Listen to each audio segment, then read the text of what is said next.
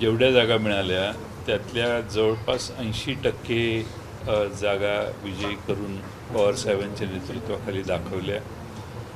आमचा महाविकास आघाडीचा महाराष्ट्रातला प्रयोग यशस्वी आहे आणि लोकांचा याला पाठिंबा आहे हे या लोकसभेच्या निकालातनं पुन्हा एकदा स्पष्ट झालेलं आहे.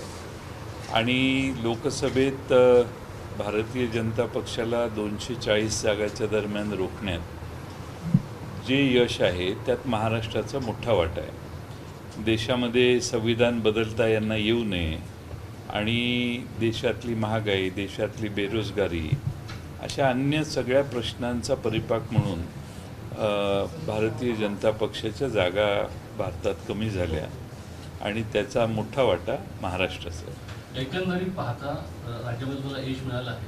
आज 25 वर्ष पूर्ण होत आहे, पण जी काही पडझड झाली त्या काळामध्ये तुम्ही अध्यक्ष होता. आता ह्या प्रश्न घेऊन भविष्यामध्ये कशा प्रकारे तुम्ही वाटलं जातात? आता महाराष्ट्रभर फिरताना असं लक्षात आलं की अनेक नवे चेहरे आमच्या पक्षात आज काम करायला लागलेत. आज कदाचित त्यांची कीर्ती फार तालुक्याच्या बाहेर नसेल, पण त्या तालुक्यात लोक त्यांच्या मागे संघटित व्हायला लागलेत. अशा अनेक नव्या चेहऱ्यांना राष्ट्रवादी काँग्रेस संधी देईल आणि एक स्वच्छ आणि लोकांना महाराष्ट्रातल्या अपेक्षित असणारी पार्टी महाराष्ट्रासमोर आणेल. मेटकरी म्हणाले की जयंत पाटील लवकरच भाजपात प्रवेश करतील. कधी म्हटले?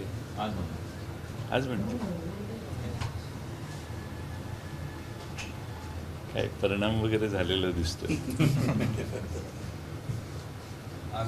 विधानसभा जी आलेली आहे, काल राज्य देशाचं मंत्रिमंडळाने शपथ घेतली तर महाराष्ट्रामध्ये झुकता कौल दिला. आपल्यापासून महाराष्ट्राला झुकता कौल दिला. अजित पवार महाराष्ट्र काही मंत्रिमंडळ जागा दिली नाही, तर तुम्ही ते कसं बघता? नाही, देशामध्ये आता राष्ट्रवादी काँग्रेस आणि पक्ष कुणाचा बरोबर आहे, महाराष्ट्रातली जनता कुणाबरोबर आहे, कार्यकर्ते कुणाबरोबर आहेत, हे आता निवडणूक आयोगाला कळलं असेल असं मला वाटते. आणि देशाच्या न्यायाधीशांनाही ज्यांच्यासमोर केस चालू आहे त्यांनाही हे आकडे स्पष्ट आहेत. आणि त्यामुळं आम्हाला अपेक्षा आहे की पुढच्या काळामध्ये राष्ट्रवादी काँग्रेस खरी कोणती आणि असली नकली हा जो वाद मोदी साहेबांनी तयार केलेला, त्यात मोदींनाही यातनं उत्तर मिळाले की असली राष्ट्रवादी ही आहे. त्यामुळे त्यांना झुकतं माप दिलंय म्हणजे मोदींनी की आता तुमच्या राष्ट्रवादी उरे नेला असं त्यांना कळलं, म्हणून त्यांनी अजित पवारांना कुणाला झुकतं माप? झुकतं माप म्हणजे त्यांना दिलं नाही, एकही मंत्रिपद दिलं नाही, म्हणजे खरी राष्ट्रवादी ही शरद पवारांची आहे असं कळलंय का मोदी? माहीत नाही, तो त्यांचा प्रश्न आहे. ते आज नाही उद्या कधीतरी अजून 8-9 जागा आहेत. 72 मंत्र्यांचा शपथविधी काल झाला. एवढ्यात संधी नाही मिळाली, पण उरलेल्या 9 जागेत मिळेल अशी आशा असणं स्वाभाविक आहे आणि मी काही त्यांना दोष देत नाही त्या बाबतीत. महाराष्ट्रामध्ये महाराष्ट्र मंत्रिमंडळाचा विस्तार होण्याचं कळतंय. 2 महिन्यासाठी आमदारांना कोर्ट दिले जाणार आहे.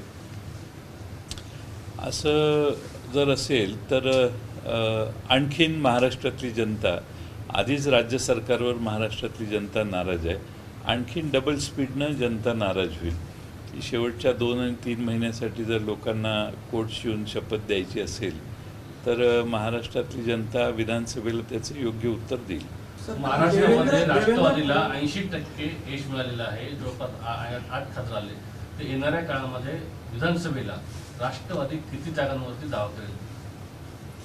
आम्ही महाविकास आघाडीत अंतर्गत चर्चा करू. मी काही जाहीरपणाने अशा दावा करणार नाही. ते करणं आघाडी ज्यावेळी असते त्यावेळी अशा बाहेर जाहीरपणाने अशी वक्तव्य करणं हे बेजबाबदारपणाचं आहे. शिवसेना आहे, आम्ही आहोत आणि काँग्रेस पक्ष आहे. आम्ही तिन्ही एकत्रित बसू, त्यावेळी या बाबतीत वाच्यता करू. आज त्याच्यावर बोलणं आणि लोकांचे गैरसमज वाढवणे, आम्हाला महाविकास आघाडीत कोणतेही मतभेद ठेवायचे नाहीत आणि एक मताने आम्हाला या निवडणुका लढवायच्या आहेत. विजय वडेट्टीवारांनी आज कॉमेंट केली आहे की केंद्रामध्ये जर मोदी सरकार आले नसते तर अजित पवार जे आहेत तर ते राज्यामधून सरकारमधून बाहेर पडले असते. काय सांगायचं? नाही, ज्याच्या हातात छडी त्याच्या मागे आम्ही आहोत अशी मानसिकता महाराष्ट्रात आणि देशात अनेक राजकीय पक्षांच्या मध्ये आहे, कारण काही जण अडचणीत मागच्या काळात आलेले आपण सर्वांना माहिती आहे. आणि त्यामुळं ज्यांच्याकडे यंत्रणा आहे, ज्यांच्या हातात दिल्लीची यंत्रणा जाईल, त्यांना दुखावण्याचं धाडस कोणात आहे असं मला वाटत नाही. तुम्ही जी वरिष्ठांवर म्हणता की 40 आमदार जे आहेत ते घरवापसी करतील, शिंदे आणि अजित पवार गटाचे. आता तुमच्या संपर्कात येतो नाही. नाही, मला असं वाटतं की राजकारणात अशा गोष्टी बोलणंच योग्य नाही. संपर्कात आहेत ते येणारच आहेत, त्यांना योग्य वेळेची वाट पाहायला आम्ही सांगितलेलं आहे. आता मला आकडा विचारू नका, संपर्कात आहेत म्हणजे सांगितलं ना, मी उत्तर दिलं त्याचं. फडणवीसांनी त्यांच्या पत्रकार परिषदेत सांगितलं की राज्यामध्ये संविधान वाचवा, संविधानात बदल करणार असा अपप्रचार करून निवडणुकीत प्रचार केल्यामुळं आम्हाला फटका बसला. आम्ही नाही प्रचार केला. ज्यांनी भाजपने ज्यांना तिकीटं दिलेली त्यातल्या 10 ते 11 लोकसभेच्या त्यांच्या उमेदवारांनी या मागण्या केल्या आणि अपेक्षा व्यक्त केली की मला दिल्लीला पाठवा, आपल्याला डॉक्टर बाबासाहेब आंबेडकरांचं संविधान बदलायचं आहे म्हणून मला दिल्लीला जायचं आहे. असे 10-11 उमेदवार यांचे होते. आम्ही काहीच म्हणत नव्हतो. आणि तुम्हीच 400च्या पार कशासाठी, तर संविधान बदलण्यासाठी. हे तुमच्याच प्रवक्त्यांनी, तुमच्याच उमेदवारांनी वेगवेगळ्या ठिकाणी सांगितलं. आणि हे तुमच्या मनात आहे, हे आज नाही, स्वातंत्र्याच्या ज्यावेळी देशाची राज्यघटना डॉक्टर बाबासाहेब आंबेडकरांनी लिहिली तेव्हापासून हे तुमच्या मनात आहे. हे काही दडवून नाही आहे. आणि त्यामुळं मला वाटतं की महाराष्ट्रात देखील याच पद्धतीनं महाराष्ट्रातली जनता लोकसभेला जसं मतदान केलं तसंच विधानसभेला करेल. या लोकसभेमध्ये ज्या प्रमाणावरती तुतारी आणि अजून एक पिपाणी, हा जर गोंधळ नसता तर अजून 2 जागा असतात आपल्या. अजून एक जागा आली असती, सातारची जागा येऊ शकली असती. 37,000 पिपाणीला पडले आणि जागा आमची 34-35 हजारांनी पडली. आणखीन थोड्याशा 1-2 गोष्टी आमच्या सातारला आम्ही दुरुस्त केल्या असत्या तर मला खात्री आहे की आम्ही एक 40-50 हजारांनी तिथे विजयी झालो असतो. छगन भुजबळानंतर आता अनिल पाटील म्हणतात की आम्हाला 80 जागा मिळाल्या पाहिजे. त्यांनी भारतीय जनता पक्षाने लोकसभेला 4 जागा दिलेल्या होत्या. विधानसभेला त्यांना 80 जागाची आग्रही मागणी दिसते. तो त्यांच्या अंतर्गत प्रश्न आहे, मी त्याच्यावर काही भाष्य करणार नाही. पण लोकसभेला काय झाले हे तुमच्या आठवण करून दिली मी तुम्हाला. जितेंद्र आव्हाडांनी न्यायालयात याचिका दाखल केली आहे. त्यांच्या विरोधात जो प्रभू श्रीरामाच्या बद्दल वक्तव्य केल्याप्रकरणी गुन्हा दाखल करण्यात आला होता. सर्व गुन्हे एकत्र करण्याची मागणी आहे, असं वक्तव्य सरकार. मला माहीत नाही तपशिलात काय जितेंद्र आव्हाडांनी मागणी केलेली आहे. ही मागणी त्या बाबतीत त्यांनी काय केलं हेही मला माहीत नाही. तुम्ही सांगताय हेच मला माहिती आहे. आज 2 वर्धापन दिन पण साजरे होत आहे. आता जनतेने खरी राष्ट्रवादी पवारसाहेबांच्या मागे ठामपणाने उभी आहे. त्या राष्ट्रवादीने आज अहमदनगरमध्ये लोकांच्यात मैदानात येऊन हा वर्धापन दिन साजरा करण्याचा निर्णय घेतलेला आहे. आणि त्यासाठी मला महाराष्ट्रातनं इथं जे कार्यकर्ते येणार आहेत त्यांच्यासमोर आज पवारसाहेब मार्गदर्शन करणार आहेत.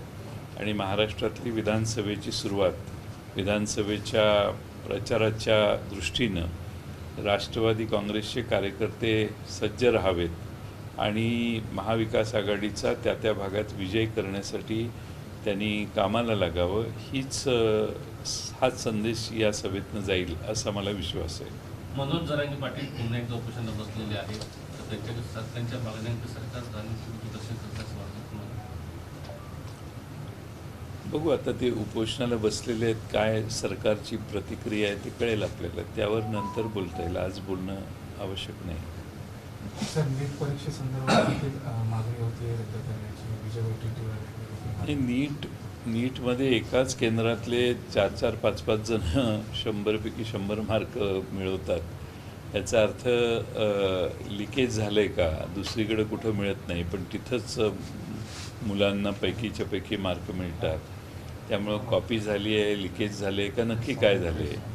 आणि नीटमध्ये असं जर व्हायला लागलं तर मुलांचं नुकसान होईल. त्यामुळं आमच्या जाहीरनाम्यामध्ये आम्ही जनतेला आश्वासन दिलेलं की आम्ही जर दिल्लीला सत्तेवर आलो तर या देशात असा कडक कायदा होईल की या देशात कुणालाही पेपर फुटीचं धाडस होणार नाही आणि त्यांना योग्य प्रायश्चित्त दिलं जाईल. हे आमच्याही जाहीरनाम्यात आहे, काँग्रेस पक्षाच्याही जाहीरनाम्यात हीच भूमिका होती. आता विरोधी पक्षात आम्ही आहोत. या नीटच्या पेपरफुटीबद्दल आमचे 8ही आमदार लोकसभेत आवाज नक्की उठवतील. राज्यामध्ये गुन्हेगारीचं प्रमाण वाढलंय, त्याच्यातच जी कोयता गँग आहे पुण्यामध्ये त्यांनी देखील धुमाकूळ घातलाय. तर कुठेतरी गृह खात्याचं लक्ष नाही असं बोललं जात आहे. तर कसं पाहतं? कायदा व सुव्यवस्थेवर राज्य सरकार सपशेल फेल गेलेली आहे, अपयशी ठरलेली आहे. आणि कोयता गँगला देखील यांना कंट्रोल करता येत नाही. म्हणजे कशा पद्धतीनं प्रशासन गृह खात्यात चाललेलं आहे. त्यांनी खरं तर आत्तापर्यंत कोयता गँगला जेरीस आणायला पाहिजे होतं, पण तसं होत नाही. आणि अनेक ठिकाणी असे गंभीर गुन्हे व्हायला लागलेले आहेत. याची दखल घेतली पाहिजे राज्य सरकारने. राज्यात जरा उद्घाटनाचे थोडेसे कार्यक्रम बाजूला ठेवून वेळ दिला तर या सगळ्या गोष्टी व्यवस्थित काबूत येऊ शकतात असं मला वाटतं. राज्यामध्ये ठिकठिकाणी दुष्काळाचं सावट आहे. आता कुठेतरी पाऊस सुरू झाला आहे, पण सरकार कुठेतरी आचारसंहितेचं कारण देत चाल ढकलपणा करते असं शेतकऱ्यावर आरोप होतो. आचारसंहितेचं कारण देऊन यांनी मतदान झालं 20 तारखेला महाराष्ट्रात. 20 तारखेपासून दुष्काळी भागातल्या जनतेला मदत करण्याचा कोणतंही पाऊल उचललं नाही. एकदा मिटिंग बोलवली तर मंत्री परदेशी दौऱ्यावर आणि मुंबईत आहेत म्हणून मंत्री औरंगाबादला बैठकीला आले नाहीत. म्हणजे महाराष्ट्रातल्या आता मतदान झालेलं आहे, दुष्काळाची आम्हाला चिंता नाही, दुष्काळाचं काही हो अशी मानसिकता सरकारमधल्या अनेक मंत्र्यांची होती. आणि त्यामुळं त्या बैठकीला अनेक जणं भारताच्या बाहेर आहेत, कोणी मुंबईत आहेत म्हणून येणं टाळलं किंवा आले नाहीत.